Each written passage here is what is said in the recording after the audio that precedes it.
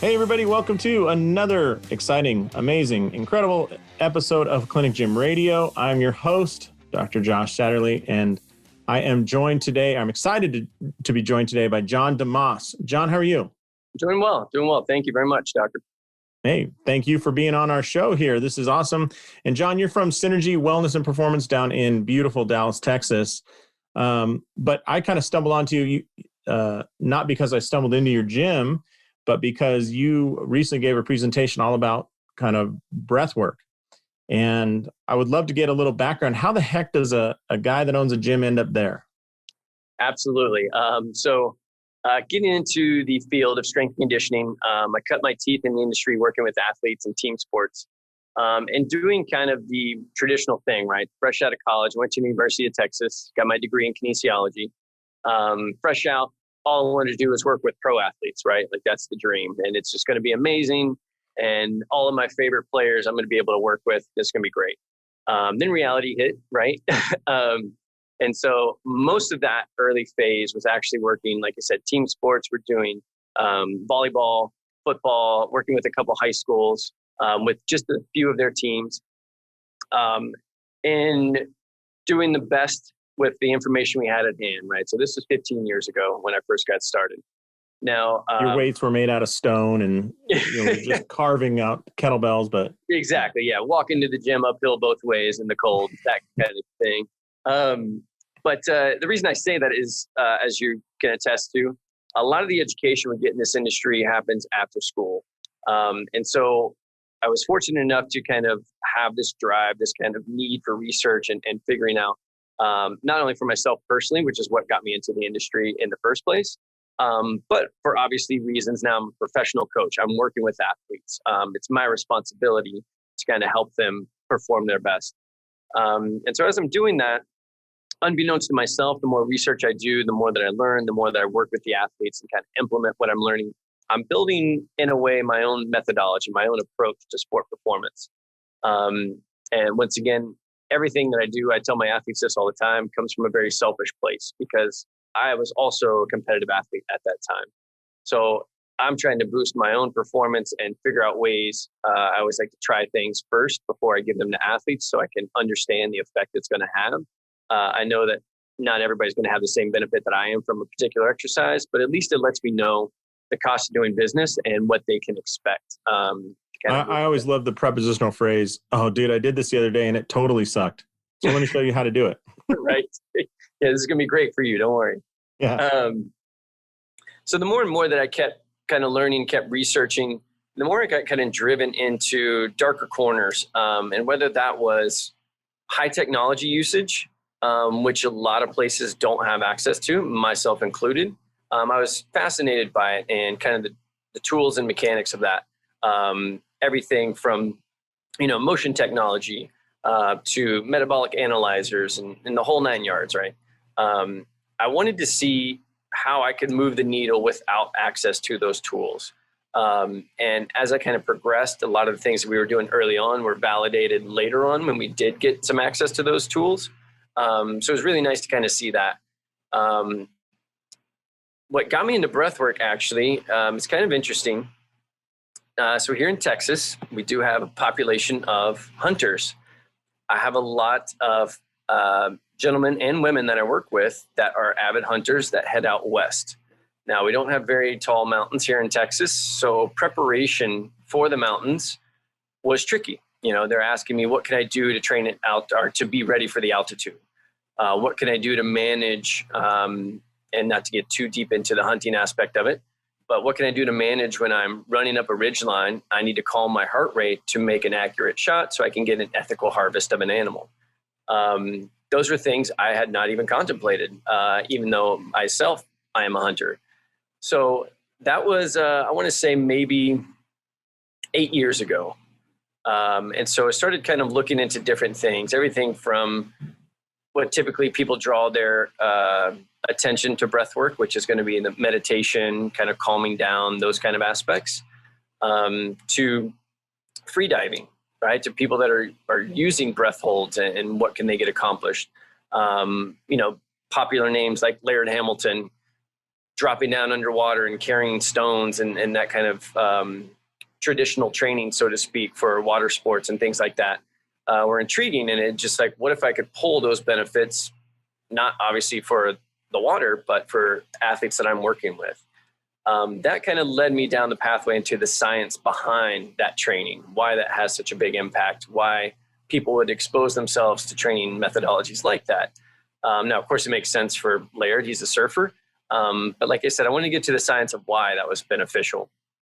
And then I came across a couple of individuals, Brian McKenzie and Rob Wilson. Mm-hmm. That was a game changer for myself. They've been studying breath work and are actually friends with Laird Hamilton, but they've been studying breath work for a while. That turned me on to some more clinical aspects of things. Patrick McCune with Oxygen Advantage, the Buteyko method, those kind of things led me down, like I said, this deep, dark rabbit hole. And I continue to allow myself to be led down that rabbit hole because the more that I implemented, the more I saw the benefit. Once again, not only for myself, but the athletes that I was working with.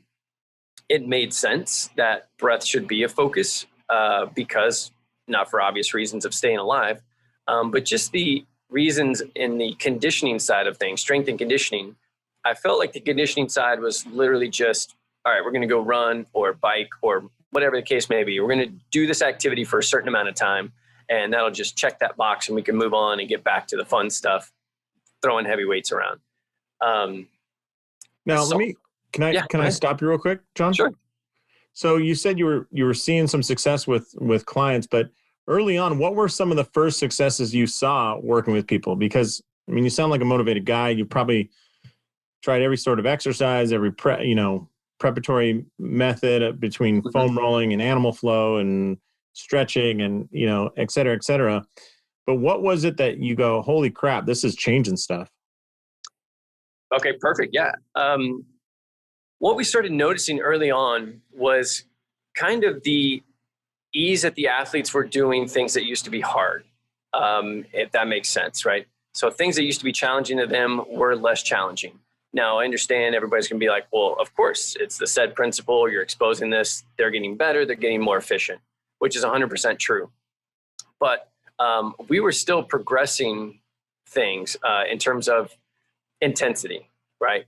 Complexity had stayed the same, but of course, we're progressing the intensity. We're doing higher velocity, heavier weight, things like that, right? But the movements themselves, the complexity of it had stayed put. Now, when they started getting easier from that side of it, we start adding the complexity and kind of keeping the intensity the same. It's this kind of ebb and flow of changing one component and not both at the same time. What we noticed was when we made those adjustments and toggled those switches, it was like hyperspeed, right? These athletes are like, okay, I struggled with one, I kind of get better at it. I move the needle, a few degrees, and then you bump the other side. When we started this focus on breath work, it was moving the needle of full rotation. It was like, oh, wow, okay, maybe we're onto something here. The more that we focused on, and kind of just an aside here, maybe some PRI principles in terms of the methods of ventilation and how we were getting these athletes to kind of control that vacuum, so to speak. The more that we could focus on the position of things, the more that we had them focus on respiration mechanics, lift started going up a lot faster. Weight started going up a lot faster.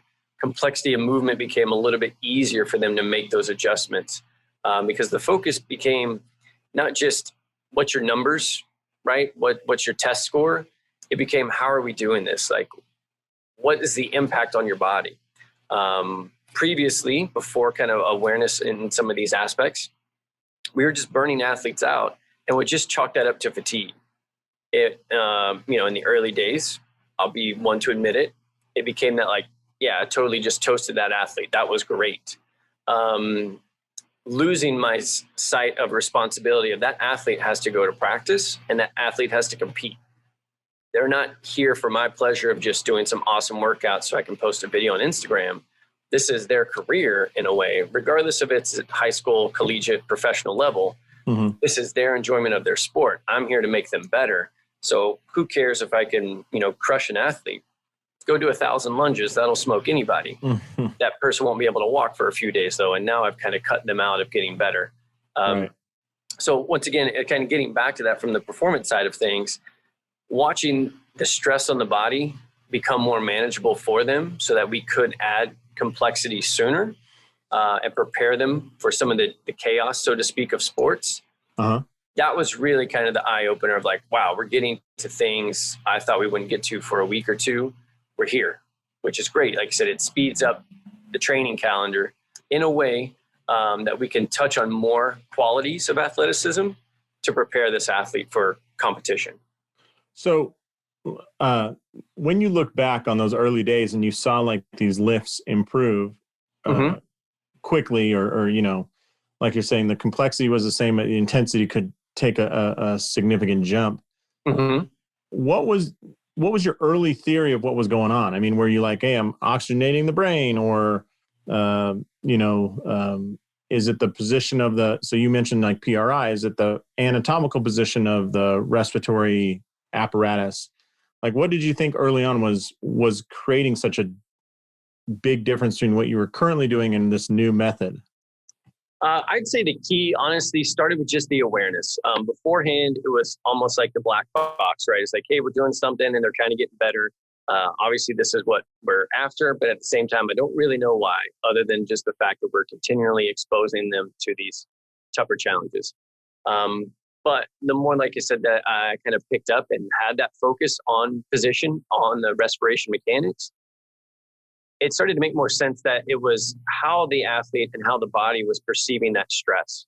They were able to handle more because they understood anytime my posture is kicked out of position, I'm going to be working harder. Anytime I'm working harder, I'm going to fatigue faster, right? So I competed in triathlon for a number of years. Now, I always go back to this, you pick up these little gems from coaches along the way. My triathlon coach said the person that has the best chance of winning the race is the athlete that holds their technique the longest, right? It was teaching us a lesson about efficiency, and whether that's cycling, running, swimming, just in the discipline of triathlon. Yeah. 100% true, right? If I start kind of fading, I start flailing my arms. If I start crossing my body with my arms while I'm running, this, that, and the other, obviously it's just going to fatigue me faster. It's going to make it harder on myself to complete these. Now, of course, that's an endurance event. And so we talk about this even with power athletes because they don't think much about energy transfer, energy exchange. It's like rip it and rip it. I get time in between. I get to do it again. And then, but having that ability to recover is actually huge, especially for the power athletes. Because yeah, great. You can go give me 10 great swings. You can throw 10 hard fastballs, whatever the case may be. But then that decline happens super fast and they can't get it back. Yeah. Well, I mean, I'm love golf and we work with a lot of golfers.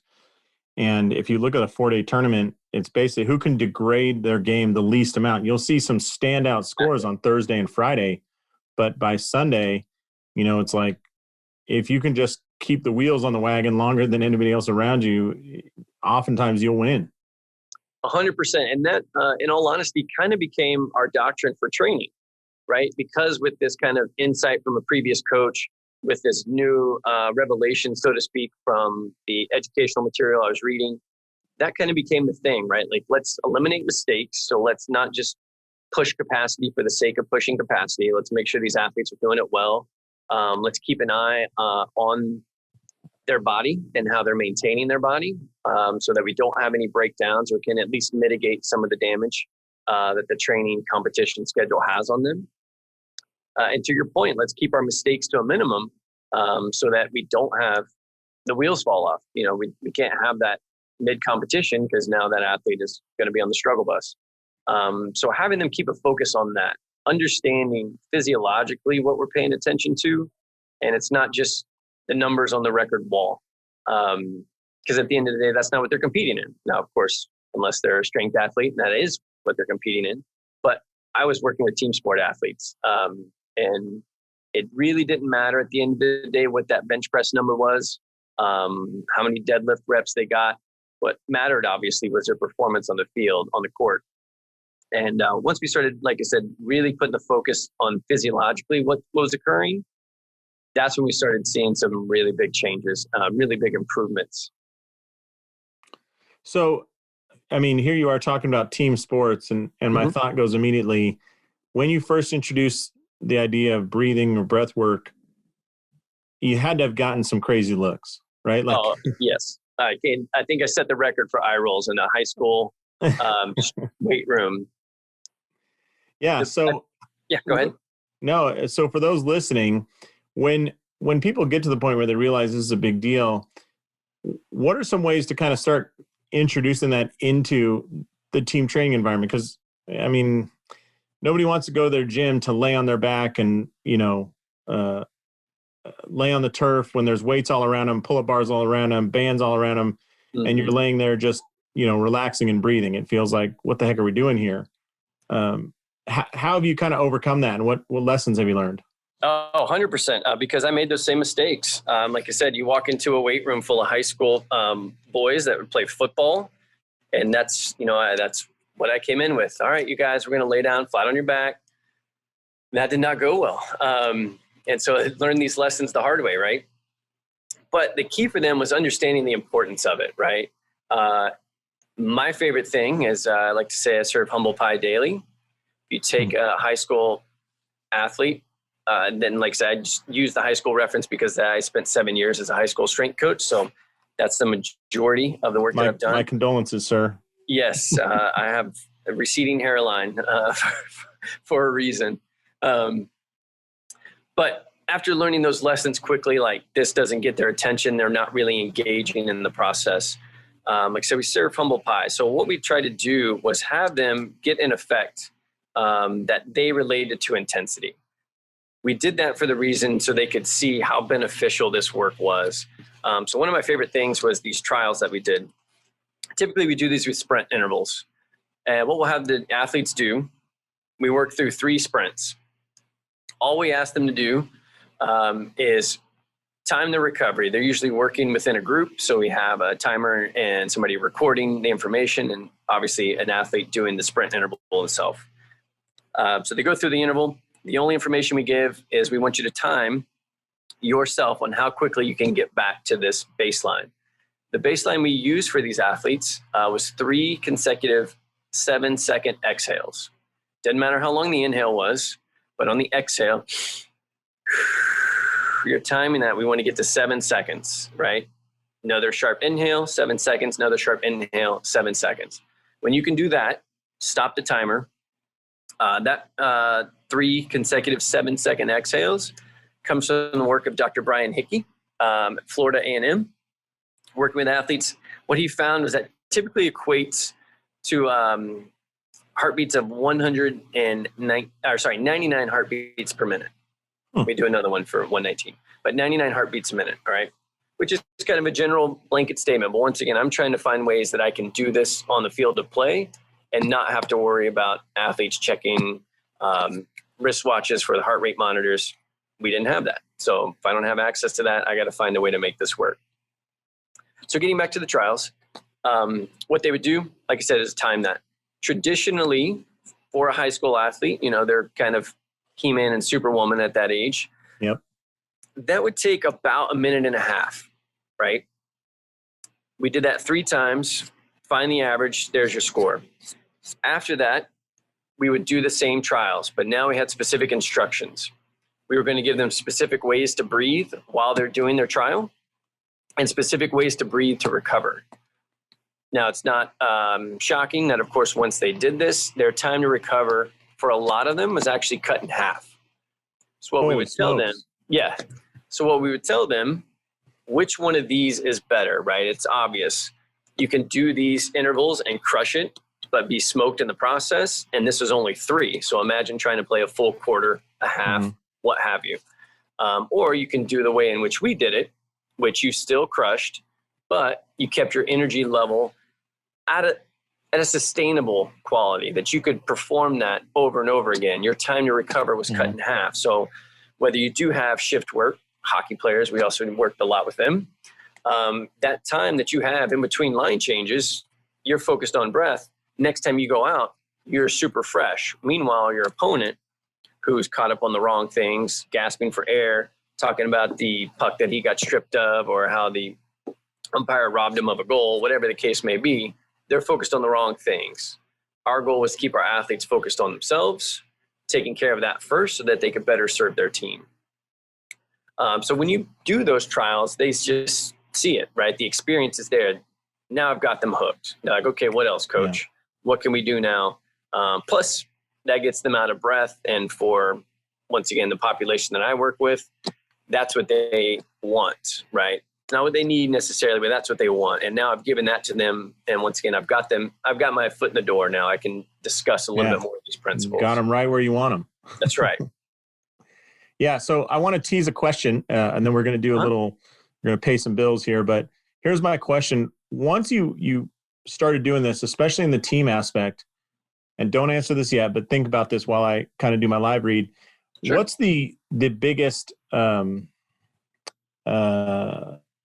biggest change that you weren't expecting? So you kind of chased this from a performance standpoint, but what was the biggest change that you weren't expecting? Like people reporting better sleep or better, less injuries or migraine headaches going away, things like that, because team sports present a lot of different issues that we have to kind of overcome. So right. I'd love to talk about that. First, let me talk about Clinic Gym Connect. Clinic Gym Connect is a software, John, that we have developed because we want people to communicate with their clients better. We want them to communicate with their patients better.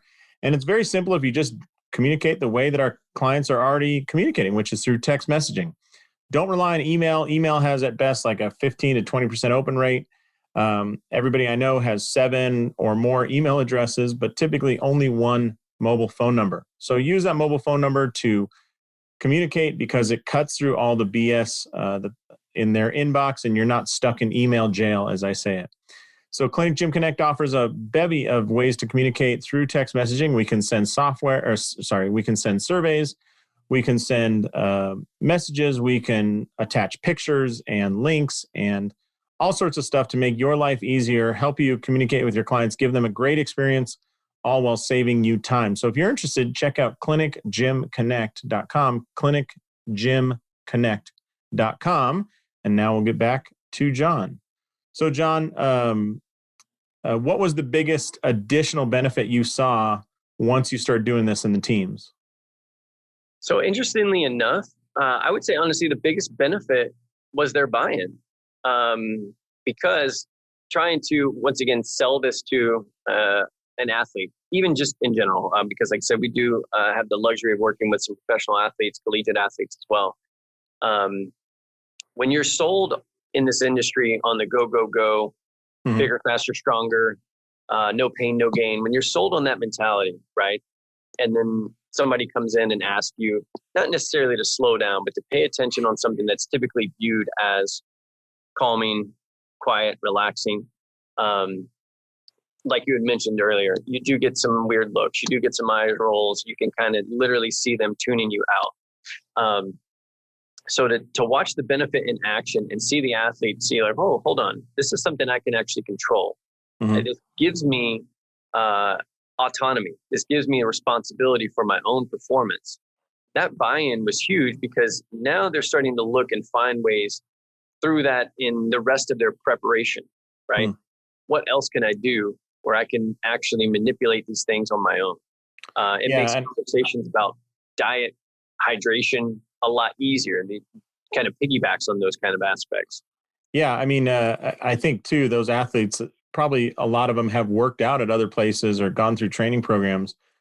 But when you start talking about breath and they can see that, like you said, their recovery improves by 50% or more, mm-hmm. when they see that and, you go to another gym, they're not even talking about that. You're not even in the same conversation. It's always better to have a higher priced membership because, fewer clients at higher price is a better business to run in any sort of gym.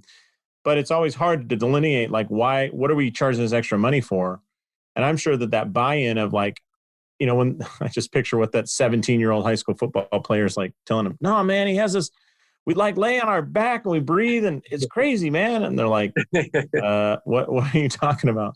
But when they see the results and they see that improvement, I'm sure the buy-in of hey, I want to sign up for another month is huge when they got a huge strength gain early on. For sure. It makes a really big difference. And like I said, I've made a lot of mistakes during my career. Don't worry, dude, you'll make a couple more in the future, I'm sure. Oh, for sure. But one of them, because we do work a lot on movement, biomechanics, things like that, we gained a reputation here locally for quote unquote fixing athletes. We had some injured athletes that would come in. We would work on doing what we call pain-free fitness and different aspects of how to get their body working properly.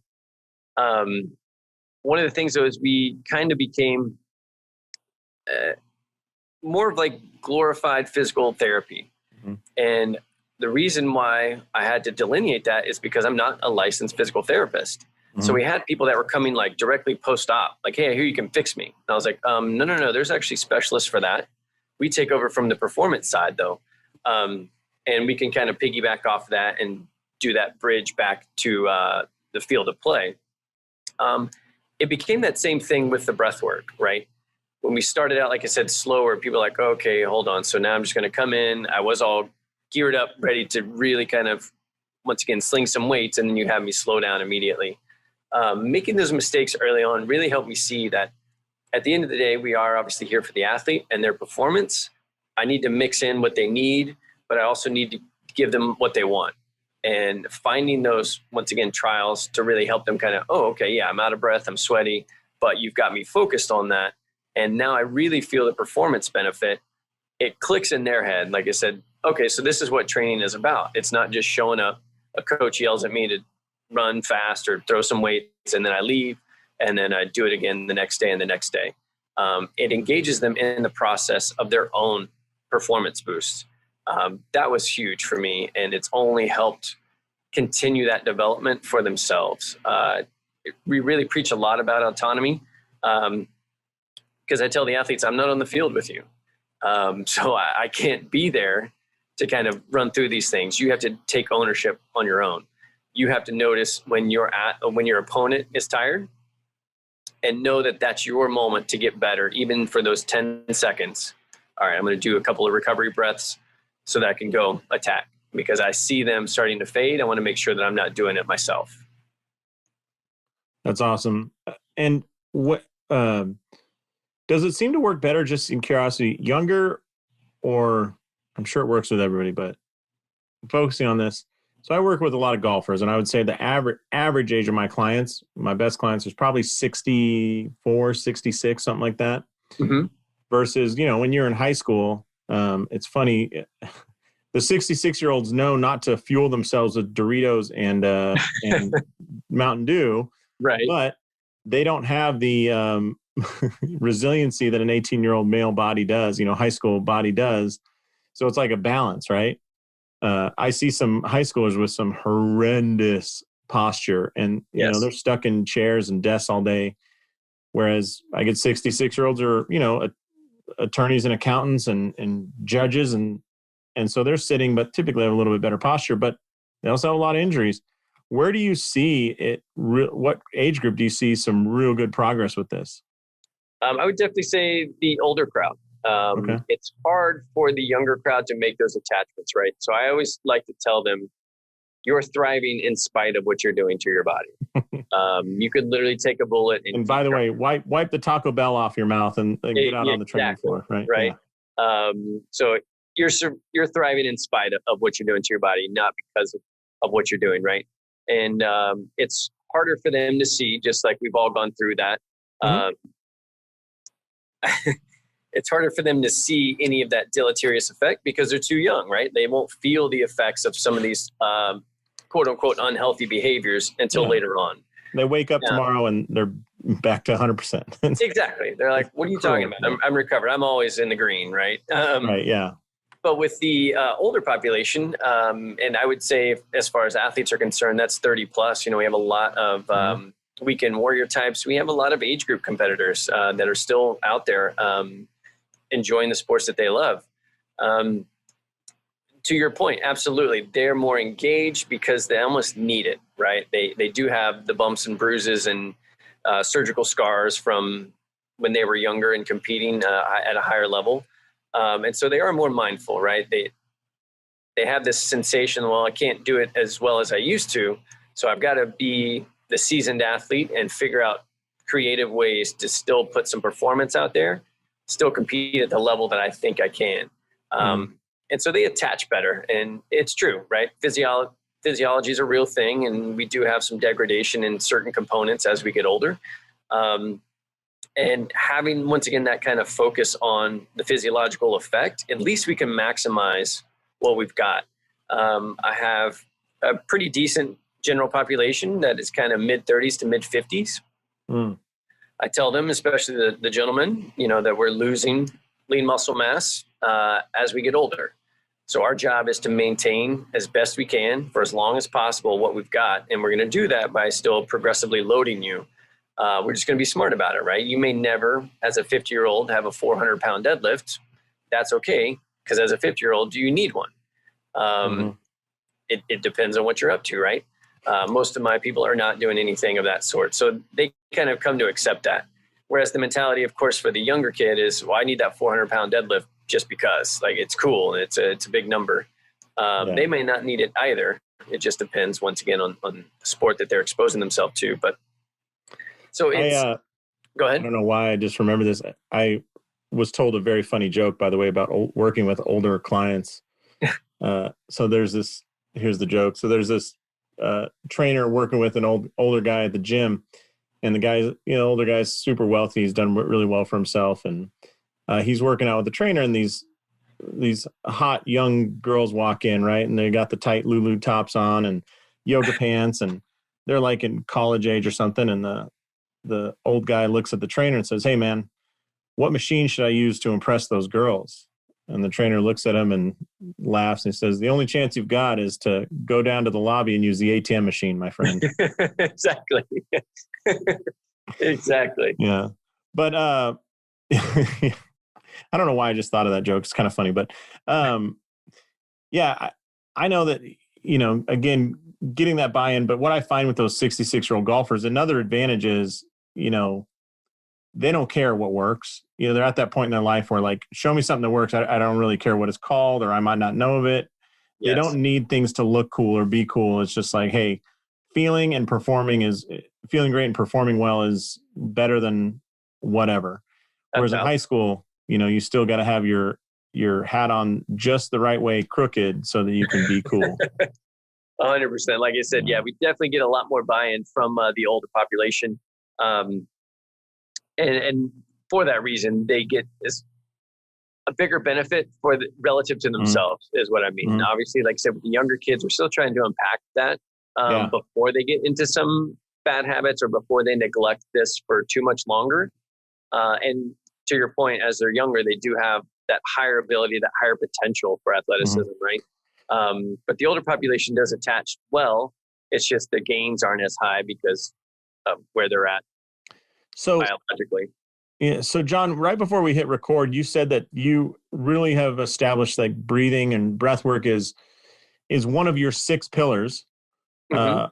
Just for those listening, so we can understand kind of where you're coming from and all this, what are the other 5 pillars that you see as part of I don't want to say perfect, but as a great training program? Yeah, absolutely. So we term them our inputs of athleticism. The first one is posture. The only reason posture is first is because it impacts the way you breathe. Otherwise, it would be breathing, because breathing is number 2, by the way. And that's just because of the energy transfer. Going in from the metabolic effect, obviously, like you said, whether you're a power athlete or an endurance athlete, it doesn't matter. It's all about how efficient you can be with that energy exchange. Number 3 is what we call selective tension. Just how well you set tension in the body.